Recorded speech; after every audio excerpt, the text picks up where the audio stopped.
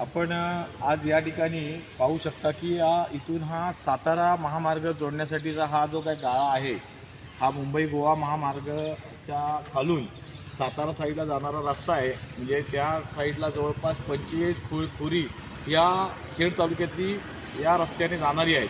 आणि अशा वेळेला आपण बघू शकता की या ठिकाणी जी काही व्यवस्था केलेली आहे आज या ठिकाणी व्यवस्थेमध्ये खालचा जो काही गाळा आहे, या गाळ्यामध्ये प्रचंड चिखल आणि पाण्याचं साम्राज्य आहे, ज्याच्यातून प्रवास करणं देखील कठीण आहे. आणि आजपर्यंत तो कुठे वापरात आलेला दिसत नाही आहे.